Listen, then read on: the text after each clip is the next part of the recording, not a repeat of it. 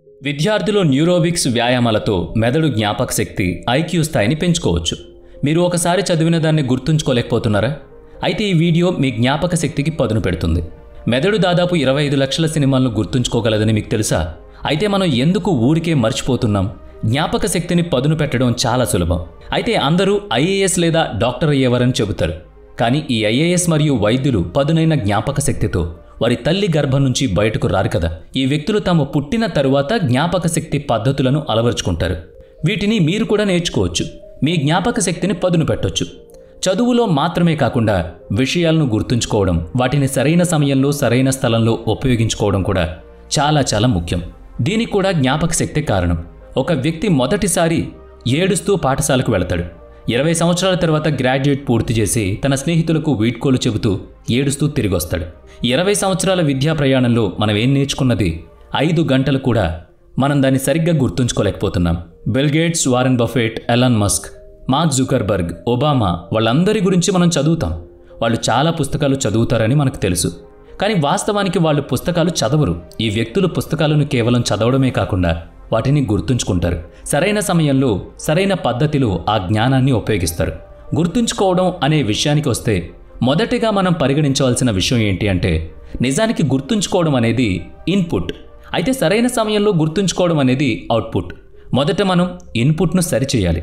మీరు ఏదైనా మర్చిపోకూడదంటే ఫర్గాట్ అనే బటన్ను తీసేయండి. ఉదాహరణకి మొబైల్లో 6 అంకెల ఓటీపీ వస్తుంది. మనం దాన్ని చదువుతాం. 7 సెకండ్లు లేదా 8 సెకండ్ల పాటు గుర్తుంచుకుంటాం. ఒక్కసారి దాని అవసరం ముగిసిన వెంటనే మనం ఆ ఓటీపీని మర్చిపోతాం. ఇలాంటి పనులకి సంబంధించిన సమాచారాన్ని స్వల్పకాలిక మెమరీలో నిల్వ చేస్తుంది. ఏదైనా చదివినప్పుడు లేదా గుర్తుంచుకునేటప్పుడు కూడా మనం కళ్ళు మూసుకుని మనం దాన్ని బాగా గుర్తుంచుకుంటున్నామని అనుకోవాలి. కానీ కొన్నిసార్లు మనం దాన్ని అనుకోకుండానే మర్చిపోతాం. ఇది స్వల్పకాలిక మెమరీలో కేవలం ఒక ఓటీపీ లాగా సేవ్ అవుతుంది. దాన్ని దీర్ఘకాలిక మెమరీలో సేవ్ చేయడానికి మొదట చేయాల్సిన పని ఏంటి అంటే, ఆ విషయాన్ని ముఖ్యమైనదిగా చేయడం, అంటే దాన్ని ఇంపార్టెంట్గా మార్చుకోవడం. మెదడు ఏది ముఖ్యమైనదిగా భావిస్తుందో అది స్వల్పకాలిక మెమరీ నుంచి దీర్ఘకాలిక మెమరీకి షిఫ్ట్ చేస్తుంది. మరి ఏ విషయాన్నైనా ముఖ్యమైనదిగా ఎలా చేయాలో అది కూడా తెలుసుకోవాలి కదా. అయితే మీరు ఏ విషయాన్నైనా ముఖ్యమైనదిగా మార్చుకోవాలనుకుంటే మీరు దాన్ని విస్తృత అర్థాన్ని కనుగొనడం మొదలు పెట్టాలి. విస్తృత అర్థం అంటే ఏంటి? ఉదాహరణకు మీరు ఏదైనా పెయింటింగ్ను మొదటిసారి చూశారనుకోండి. మీరు దాన్ని భూతద్దంతో చూస్తున్నట్లయితే నిజానికి ఆ పెయింటింగ్లోని ఏ భాగాన్ని చూస్తున్నారో మీరు అస్సలు అర్థం చేసుకోలేరు. కానీ మీరు మొత్తం పెయింటింగ్ను దూరం నుంచి చూసిన తర్వాత మీరు దాన్ని జూమ్ చేస్తే మొత్తం పెయింటింగ్ను అర్థం చేసుకోగలుగుతారు. మీరు ఒక నగరంలోని ఎత్తైన భవనంపై నిలబడి మొత్తం మ్యాప్ను చూస్తున్న విధంగా ఏదైనా అర్థం చేసుకోండి. విస్తృత అర్థాన్ని అర్థం చేసుకోవడం వల్ల ఆ విషయం మీకు ఆసక్తిగా మారుతుంది. ఇప్పుడు మీరు ఈ విస్తృత అర్థం అనే కాన్సెప్ట్ను అర్థం చేసుకుంటుంటే విషయం ఆసక్తికరంగా మారిపోతుందా? అంటే వినండి. మొదట మీరు దాన్ని గుర్తుంచుకోవడం వల్ల ఆనందిస్తారు. ఎందుకంటే గ్రీక్ పురాణాల్లో సిసిఫర్ అనే ఒక పాత్ర ఉంది. ఏదో ఒక తప్పు కారణంగా అతడికి శిక్ష విధించబడుతుంది. అతను ఒక పెద్ద బరువైన రాయిని పర్వతంపైకి తీసుకువెళ్ళి ఆపై దాన్ని అక్కడి నుంచి వదిలేయాలి. అతను ఈ పని ఎల్లప్పుడూ చేస్తూనే ఉండాలి. ఇది ఒక శిక్ష. ఇప్పుడు నేను దీంట్లో శిక్ష ఏంటని మిమ్మల్ని అడిగితే అతను అంత పెద్ద రాయిని పైకి తీసుకువెళ్ళడాన్ని మీరు చెబుతారు. కానీ దీనిలో శిక్ష రాయి భారం కాదు. బదులుగా శిక్ష ఏంటంటే అతను ఆ పనిని ఏ కారణం లేకుండా, ఎటువంటి అర్థం లేకుండా చేస్తున్నాడు. ఇప్పుడు దీని ప్రాముఖ్యత ఏంటంటే అతను అంత పెద్ద రాయిని పైకి తీసుకుని మళ్ళీ పడేస్తున్నాడు. ఇప్పుడు ఈ పని చేయడం అతడికి ముఖ్యమైనదైతే ఈ పని చేయడం అతడికి అర్థవంతంగా మారుతుంది. అంటే అక్కడ చాలా పెద్ద రాజభవనం నిర్మించబడుతోంది. ఆ రాజభవనాన్ని నిర్మించడానికి అతను ప్రతి రాయిని పైకి తీసుకువెళ్తున్నాడు. అంటే అప్పుడు ఈ పని చేయడం అతనికి శిక్షలు అనిపించదు. బదులుగా అతనికి ఆ పని చాలా సరదాగా ఉంటుంది.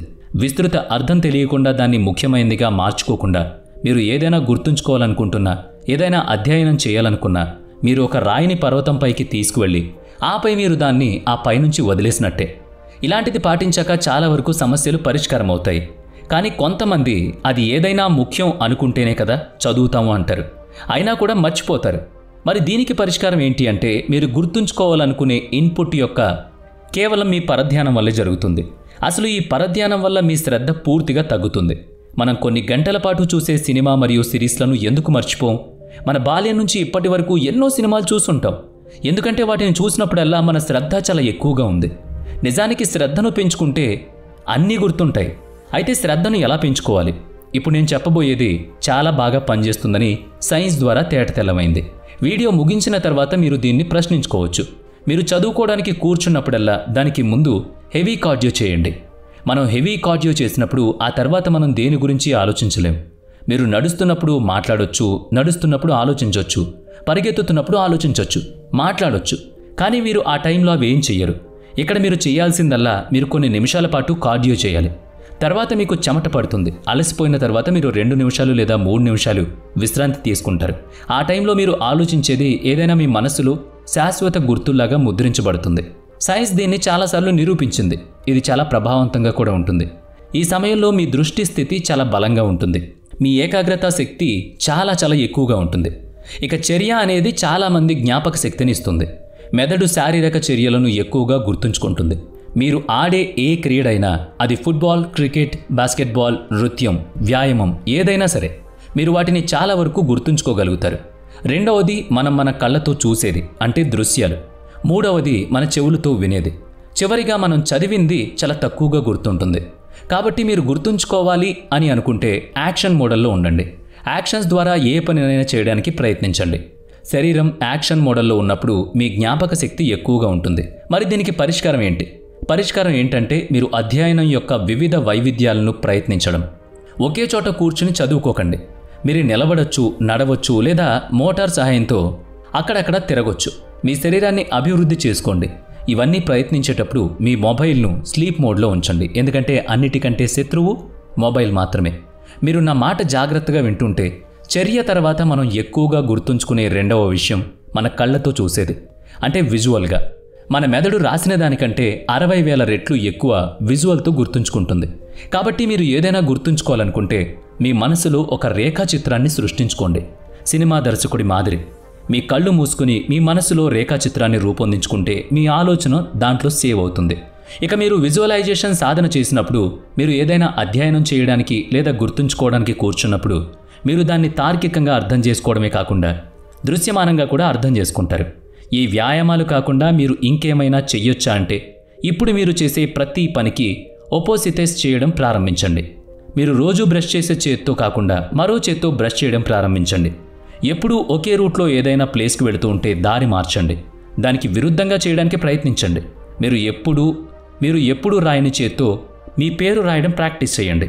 ఇది మీ మెదడుపై ఒత్తిడి తెస్తుంది. బదులుగా మీ మెదడు అప్రమత్తంగా మారుతుంది. కాబట్టి మీ మెదడును పదును పెట్టడానికి చాలా వ్యూహాలు తెలుసుకున్నారు కదా. వీటన్నిటినీ ఉపయోగించి మీరు చురుగ్గా మారాలనేదే మా కోరిక.